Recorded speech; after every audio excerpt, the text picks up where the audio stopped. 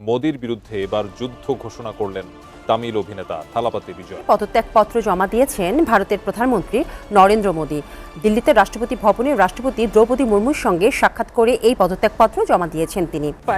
রাষ্ট্রপতির কাছে ইস্তফা দিলেন নরেন্দ্র মোদী, পদত্যাগপত্র গ্রহণ করলেন রাষ্ট্রপতি দ্রৌপদী মুর্মু। ভারতের রাজনীতিতে বিরাট ঝড় উঠাতে চলেছেন তামিল সুপারস্টার থালাপতি বিজয়। দক্ষিণের তামিলনাড়ু রাজ্য জয়ে নরেন্দ্র মোদীর স্বপ্ন রীতিমতো ধসিয়ে দিতে চলেছেন এই অভিনেতা। নায়ক থেকে রাজনীতিবিদ, এবার হয়েছেন মুখ্যমন্ত্রী। তবে কি মোদীর সাম্রাজ্য গুড়িয়ে দিতে একাই যথেষ্ট থালাপতি বিজয়? হ্যাঁ দর্শক, তার গত কয়েক মাসের সাফল্য দেখে কিন্তু এরকমটাই কিন্তু ধারণা করা যাচ্ছে। আর তার উপর সম্প্রতি কিন্তু কংগ্রেসের সঙ্গে কিন্তু যোগ দিয়েছে থালাপতি বিজয়, আর যার ফলশ্রুতিতে কিন্তু মোদীর ঘুম কিন্তু হারাম হয়ে গিয়েছে। অর্থাৎ মোদীর গড়ির নড়চড় একেবারে কিন্তু টলমলে অবস্থা, যে কোনো মুহূর্তে কিন্তু পড়ে যেতে পারে মোদীর গদি। বিশেষ করে কয়েক মাস আগে দল গঠন করে এই পরিমাণ জনপ্রিয়তা পেয়ে মুখ্যমন্ত্রী নির্বাচিত হওয়া এটা কোনো চারটেখানি ব্যাপার নয়। আর তার উপর আবার কিন্তু এখন কংগ্রেসের সঙ্গে যে যুক্ত হয়েছে থালাপতি বিজয়, তার দরুনে কিন্তু দর্শক ধারণা করা যাচ্ছে যে মোদীর পতন কিন্তু অতি শীঘ্রই আসতে যাচ্ছে। বিশেষ করে ভারতের পার্লামেন্ট নির্বাচনে কিন্তু দর্শকের বড় একটা প্রভাব পড়বে।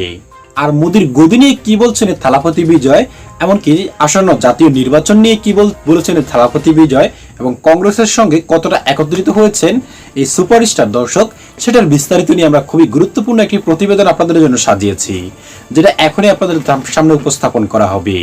এবং এই বিষয়টিগুলো দর্শক একেবারে সম্পূর্ণ দেখলেই কিন্তু এই সম্পূর্ণ নিউজটি আপনি একেবারে ভালো করে বুঝতে পারবেন।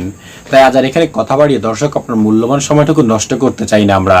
শুরুতে আগে আপনাকে সে প্রতিবেদনটি দেখিয়ে নিয়ে আসি, তারপর এ নিয়ে আরো আলোচনা করব আমরা। ভারতের রাজনীতিতে বিরাট ঝড় উঠাতে চলেছেন তামিল সুপারস্টার থালাপতি বিজয়। দক্ষিণের তামিলনাড়ু রাজ্য জয়ে নরেন্দ্র মোদীর স্বপ্ন রীতিমতো ধসিয়ে দিতে চলেছেন এই অভিনেতা। তামিলনাড়ুতে মোদীর দীর্ঘদিনের স্বপ্ন এই সিনেমা হিরোর সামনে শেষ হতে চলেছে। বিধানসভা ভোটের বুথ ফেরত সমীক্ষা নিয়ে সেখানকার রাজনীতিতে বিরাট ভূমিকম্প চলছে। এর কেন্দ্রে আছেন মেগাস্টার থালাপতি বিজয়, যার আসল নাম জোসেফ বিজয় চন্দ্রশেখর। তামিলনাড়ুর প্রধান দুই দলকে হারিয়ে মোদীর বিজেপির ক্ষমতায় আসার পথে কাঁটা হয়ে উঠেছেন তিনি। এরই মধ্যে মোদীর বিজেপিকে প্রধান আদর্শিক শত্রু বলেছেন থালাপতি। 2024 সালের 2 ফেব্রুয়ারি তামিলগা ভেট্রি কাজাগাম নামে নিজের দল গঠন করেন সুপারস্টার বিজয়। আর এরই মধ্যে শোনা যাচ্ছে মাত্র 2 বছরেরও কম সময়ের ব্যবধানে 2026 সালের বিধানসভা নির্বাচনে একাই সরকার গড়তে পারেন তিনি। তামিলনাড়ুর রাজনীতি অন্য রাজ্যের মতো নয়। এখানে সিনেমা আর রাজনীতি একসঙ্গে জড়িয়ে আছে গভীরভাবে। এখানকার মানুষ বীরত্ব, আবেগ আর ব্যক্তিত্বকে ভালোবাসে, আর সিনেমার হিরোরা সেই জায়গাটা খুব সহজেই পূরণ করতে পারছেন। তাই এই রাজ্যে অনেক বড় বড় অভিনেতা রাজনীতিতে এসে মুখ্যমন্ত্রী পর্যন্ত হয়েছেন। ইতিহাস বলছে তামিলনাড়ুর 7 জন মুখ্যমন্ত্রীর মধ্যে 5 জনই সিনেমার সঙ্গে জড়িত ছিলেন। এটা বিজয় প্রায়ই তার সমর্থকদের বলেন বিজেপি তার আদর্শিক শত্রু, কারণ দলটির হিন্দুত্ববাদী রাজনীতি, আর ডিএমকে তার রাজনৈতিক শত্রু, কারণ দলটির পরিবারতন্ত্র ও দুর্নীতি। দর্শক, আজ তামিলনাড়ুর প্রতিটি গ্রাম, প্রতিটি শহর, প্রতিটি রাস্তা যেন এক অদ্ভুত আলোয় ঝলমল করছে। সেই আলোর নাম থালাপতি। সেই আলো আজ দ্রাবিড় রাজনীতির দীর্ঘ 50 বছরের দ্বৈত আধিপত্যকে ভেঙে চুরমার করে দিয়েছে। থালাপতি বিজয় সিনেমার নায়ক থেকে রাজনীতির নায়ক। তার নতুন দল তামিলাগা ভেট্রি কাজাগাম, সংক্ষেপে টিভিকে। মাত্র 2 বছরের যাত্রায় 234 আসনের তামিলনাড়ু বিধানসভায় 107টি আসন জিতে সবচেয়ে বড় দল হয়ে উঠেছে। আর তিনি নিজে পেরাম্বুর এবং তিরুচিরাপল্লী ইস্ট এই 2 আসন থেকে বিপুল ব্যবধানে জয়লাভ করেছেন। পেরাম্বুরে 1,20,000-এরও বেশি ভোটের ব্যবধান, ত্রিচিতে 27,000-এরও বেশি।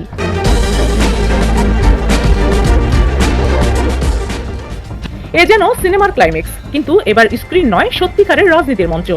চেন্নাইয়ের রাস্তায় আজ রাতে আতশবাজি ফাটছে, হাজারো কণ্ঠে গুঞ্জরিত হচ্ছে থালাপতি থালাপতি স্লোগান। মানুষের চোখে আসা, উল্লাসে ভরা হাসি। এটা শুধু একটা নির্বাচনের ফল নয়, এটা তামিলনাড়ুর রাজনৈতিক ইতিহাসের এক নতুন অধ্যায়ের শুরু।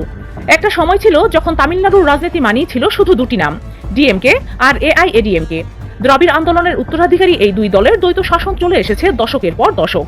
কিন্তু 2026-এর এপ্রিলের 23 তারিখে যখন ভোটাররা EVM-এ বোতাম টিপলেন, তখনই ইতিহাস লেখা শুরু হয়ে গিয়েছিল। আর 4 মে গণনার দিন যখন ফলাফল বেরোতে শুরু করলো, তখন পুরো দেশ চমকে উঠল। টিভিকে একাই 107টি আসন ছুঁয়ে গেল, ডিএমকে নেমে গেল 60-এর কাছাকাছি, এআইএডিএমকে 45 থেকে 50-এর মধ্যে। মুখ্যমন্ত্রী এম কে স্টালিন নিজের কোলাথুর আসনে হেরে গেলেন। এ যেন এক অলৌকিক ঝড়, যা কেউ আশা করেনি, কিন্তু যা সবাই অনুভব করছিল যে আসছে। ভোটার টার্নআউট রেকর্ড 85% ছাড়িয়ে গিয়েছিল। যুবকরা, শ্রমিকরা, মহিলারা সবাই এবার নতুন কিছুর অপেক্ষায় ছিলেন। আর থালাপতি বিজয় সেই নতুনের প্রতীক হয়ে উঠলেন। কিন্তু কিভাবে সম্ভব হলো এই অসম্ভব? চলুন ফিরে যাই শুরুর দিকে। இப்படிப்பட்ட ஒரு எமோஷனலான ஒரு எலெக்ஷனை தமிழ்நாடுல இந்தியாவே பார்த்திருக்காது।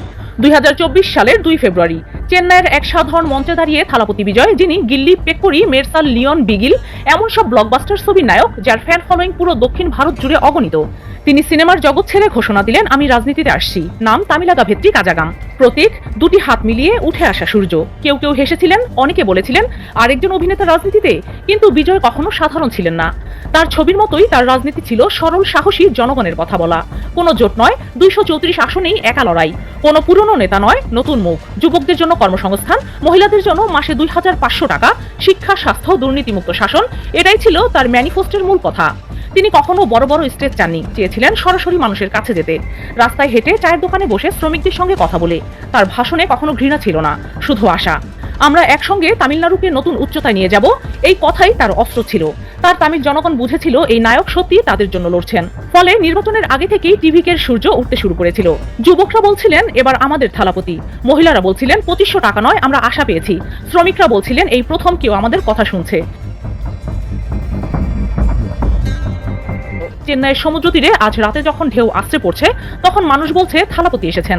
তার দল টিভিকে এখন সরকার গঠনের দ্বারপ্রান্তে। 107 আসন নিয়ে তার সবচেয়ে বড় দল। সংখ্যাগরিষ্ঠতার জন্য আর কয়েকটা আসন দরকার, কিন্তু বিজয়ের নেতৃত্বে জোটের সম্ভাবনা উড়িয়ে দেওয়া যায় না। তবে টিভিকে স্পষ্ট বলেছে, আমরা একা লড়েছি, একা সরকার গড়ব। এটা তাদের আত্মবিশ্বাসের প্রতিফলন। এই জয়কে অনেকে বলছেন MGR 2.1। 1977 সালে MGR যেভাবে সিনেমার জনপ্রিয়তাকে রাজনীতিতে রূপান্তরিত করেছিলেন, ঠিক তেমনই বিজয়ও করলেন। কিন্তু পার্থক্য আছে। MGR ছিলেন অভিজ্ঞ নেতা, বিজয় শুরু করলেন শূন্য থেকে। কোনো পুরনো দল নয়, নতুন দল। কোনো জাতিভিত্তিক রাজনীতি নয়, শুধু তামিলাগা, তামিলনাড়ুর গর্ব। তার জীবন তো সবসময় সংগ্রামের। ছোটবেলায় বাবা সত্যরাজের সঙ্গে সিনেমায় কাজ, তারপর নিজের লড়াই। প্রত্যেক ছবিতে তিনি সাধারণ মানুষের নায়ক। আজ রাজনীতিতেও তাই। অভিনেতা সুরিয়া বলেছেন, বিজয় ভাইয়ের এই জয় তামিল সিনেমা ও রাজনীতির জন্য গর্বের। AIADMK নেতা এডাপ্পাদি পলানিস্বামী স্বীকার করেছেন, এটা একটা নতুন যুগের শুরু। আর ডিএমকে শিবিরে এখন চিন্তার ঢেউ। দর্শক, এই জয় শুধু তামিলনাড়ুর নয়, এটা পুরো দেশের কাছে এক বার্তা। রাজনীতিতে নতুন মুখ আসতে পারে যদি সততা ও জনসংযোগ থাকে। সম্মানিত দর্শক শ্রোতা, যদিও শুরু থেকেই যখন থেকে দল গঠন করেছে থালাপতি বিজয়, তখন থেকেই কিন্তু মোদি তার পিছনে কিন্তু একের পর এক কিন্তু লেগেই রয়েছে। এমনকি এই থালাপতি বিজয়ের জনপ্রিয়তা দেখে দর্শক, মোদি কিন্তু থালাপতি বিজয়ের বিরুদ্ধে কয়েকবার কিন্তু মামলাও করেছে, কিন্তু তাও কিন্তু থালাপতির বিজয় কিন্তু কিছুই করতে পারেনি। আর সম্প্রতি দর্শক যেটা দেখছেন আপনারা, যে বিপুল ভোটে জয়ী হয়ে কিন্তু মোদির বিরুদ্ধে কিন্তু মোদির দলের বিরুদ্ধে কিন্তু কেরালাতে কিন্তু মুখ্যমন্ত্রী নির্বাচিত হয়েছেন কিন্তু এই থালাপতি বিজয়। আর এতেই কিন্তু গুম হারাম হয়ে গেছে কিন্তু নরেন্দ্র মোদী। কারণ মাত্রই তো শুরু করেছে থালাপতি বিজয়, নতুন দল গঠন করেই মুখ্যমন্ত্রী। এটা কি দর্শক চারটিখানে কথা? আর তার উপর আসন্ন জাতীয় নির্বাচনেও কিন্তু নির্বাচন করার ইঙ্গিতে কিন্তু দিচ্ছে থালাপতি বিজয়।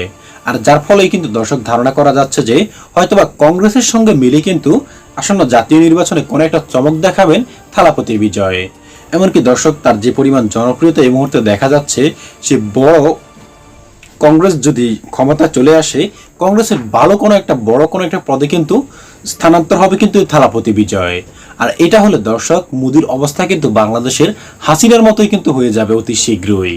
কারণ সম্প্রতি ভারতের মধ্যে দর্শক যে মতভেদ চালাচ্ছে নরেন্দ্র মোদী, বিশেষ করে মুসলিমদের উপর নির্যাতন থেকে শুরু করে আরো নানান দর্শক বৈষম্য কিন্তু চালাচ্ছে নরেন্দ্র মোদী এবং তার দল।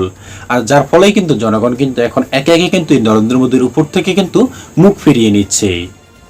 আর তাই এটা কিন্তু আর এখন বলার অপেক্ষা রাখে না যে থালাপতির বিজয়ের আসন্ন যে নির্বাচনগুলি রয়েছে সেগুলোতেও কিন্তু তার সাফল্য যে একেবারে হাতে এসে রয়েছে দর্শক, সেটা কিন্তু আর বলার অপেক্ষা রাখে না। সম্মানিত দর্শক শ্রোতা, আপনি কি মনে করেন এই থালাপতি বিজয় কি আসন্ন নির্বাচনগুলোতে এই নরেন্দ্র মোদীকে কিন্তু পরাজিত করতে পারবে? দর্শক, অবশ্যই আপনার মূল্যবান মতামতটুকু লিখবেন আমাদের কমেন্ট বক্সে। আজ এ পর্যন্ত, ভালো থাকবেন সকলে, আশা করি। খোদা হাফেজ।